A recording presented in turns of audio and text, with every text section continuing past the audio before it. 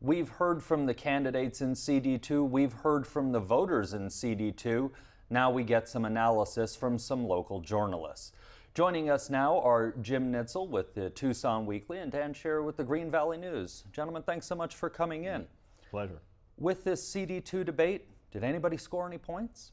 Leah Marquez Peterson needed a game changer in this debate. When you look at that New York Times poll, where she was down 11 points, Ann Kirkpatrick 50, Leah Marquez Peterson 39, she definitely needed to turn this race around, and I don't think she did that in that debate. I think both of them, were able to recite their talking points. I think Leah was kind of vacuous on a lot of them. The whole notion that she couldn't talk about climate change was disturbing, but I don't think she turned it around, and I think the reflection of that is the fact that the NRCC announced this week that they're pulling out $450,000 worth of what probably would have been negative advertising hitting Ann Kirkpatrick. That shows that they can read a poll, and that Leah Marquez Peterson is going to have to turn things around dramatically if she's going to win this race. I would agree. I don't know that she hit it out of the park, but I think Leah Marquez Peterson showed a general overall knowledge that was pretty solid, although I did feel like we were watching candidates who had done a couple of hours of research on the internet and came and gave that to us, and so I wasn't really overly impressed. I think what I was surprised about in all of this was Ann Kirkpatrick's almost complete ignorance on the new NAFTA deal that's out there. She didn't say anything on it, and I don't know that she even has read it. So I was a little surprised at that, and Leah Marquez Peterson really kind of hammered home at what she was strong on, which is U.S.-Mexico relations. We know she's down there a lot and does a lot of work there.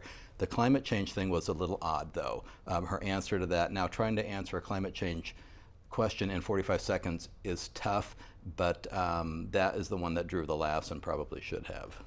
We had Gabby Giffords and Ron Barber representing. We've had Martha McSally, a Republican, representing. Is this just a normal flip back with Ann Kirkpatrick? It seems like, if the polls are correct, winning this over Leah Marquez Peterson? That's what every forecaster has going on here. It's certainly the fact that the NRCC is pulling out indicates that. And I think the Marquez Peterson campaign has not had a very good campaign. For whatever reason, they decided to freeze out the media, and Leah Marquez Peterson had good relationships with the press in this community. She's definitely could have worked the refs a lot better than she has. The fact that you can't get a sit-down interview with her indicates that she's scared of something coming out, questions from the press having to answer, talk about Trump perhaps, but whatever reason it is, I think she's just running a terrible campaign. And the only Trump question at that forum, they both pretty much just ignored because nobody really wants to go there.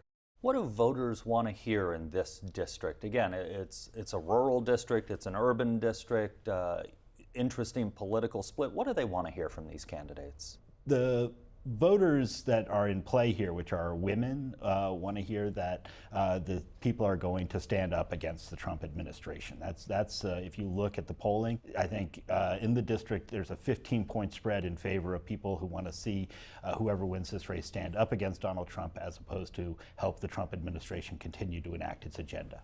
I think that's what we like to think people are thinking about, but really they're thinking about the basics: jobs and good schools and roads and a lot of stuff that is really out of reach of the federal government to a point. I don't know that Trump is really playing that much of a role down here, but clearly Leah Marquez Peterson did want to distance herself a little bit from him.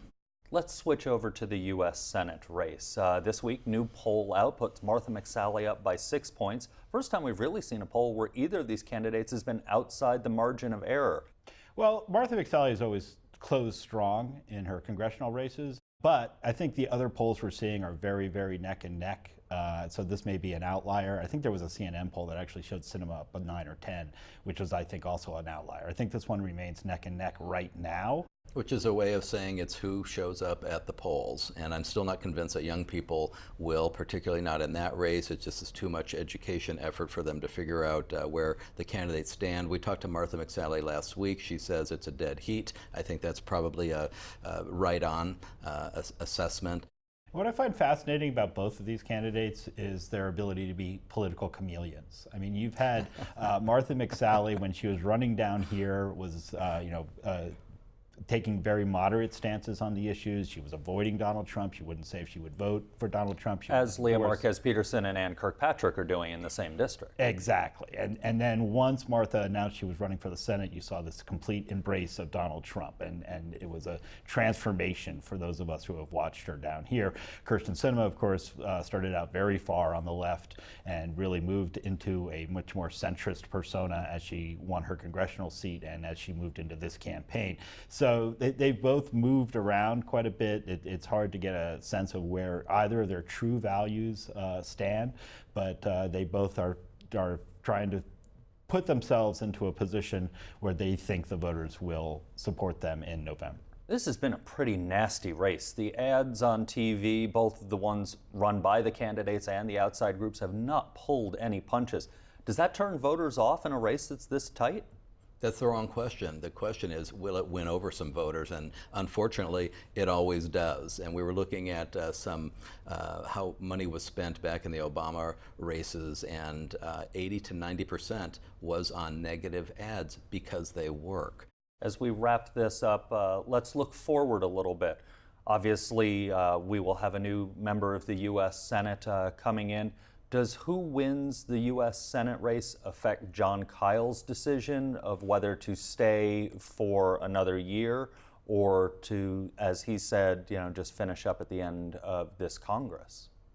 Tough to say, but I suspect that if Martha McSally were to lose this seat, she'd certainly be a nice pick for Governor Ducey to move into that the McCain/Kyle seat if indeed she doesn't win. And I think Jon Kyle's decision could be dependent on what happens nationwide with the Senate, if there's any shift or anything there. So that's a very interesting question. If McSally doesn't win, would she be the choice? And I would agree that probably she would be, and she'll take the seat any way she can get it. At this point, it looks like she might win it. We'll see.